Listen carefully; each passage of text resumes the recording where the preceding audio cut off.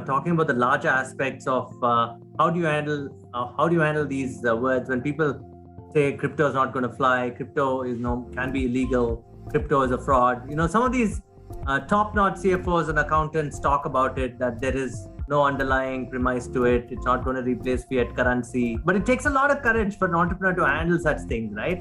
How do you address these concerns to these guys and tell them that, look, come and try out CoinDCX and learn about it, right?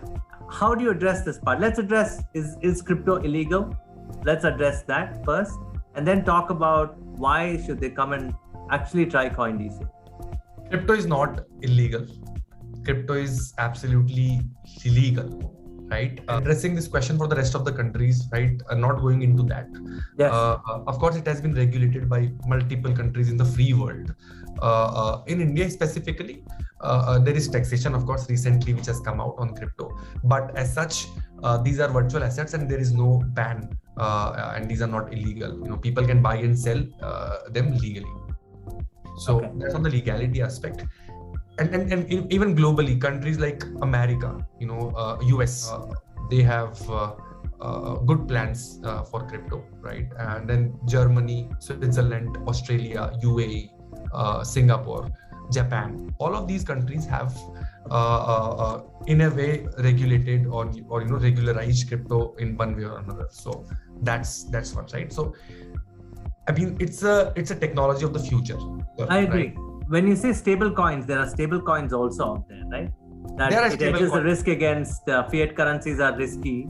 People who have done forex trading, they'll understand, right? But stable coins also allow you to actually make sure that you're hedged against this volatility, correct? So yeah, Vishal, I mean, see, crypto is a technology to represent value on top of internet.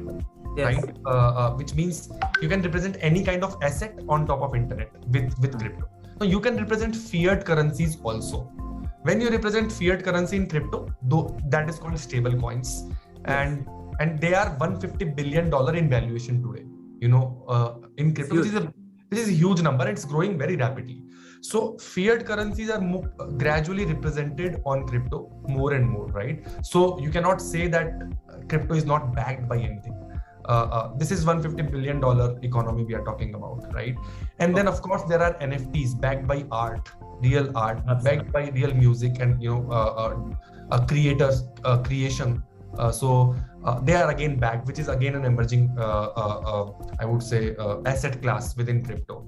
Bitcoin is backed by the trust of 150 million people who have invested in one way or another into the crypto, into the Bitcoin. So I think backing wise, of course, it's a nascent industry. There's a lot of volatility. That's fine, expected for any smaller industry, right? Any growing industry. But I don't agree with the argument that it's not backed by anything, right? It can be backed. It's up to you. It's just a way of representation of assets in a much more efficient way. It gets much more efficient to transfer, to transact assets. You can write software code in the asset, which means asset becomes configurable, right? You can put conditions on transactions, etc. So all of that, makes everything very efficient around these assets, and you can represent anything of value, in these assets.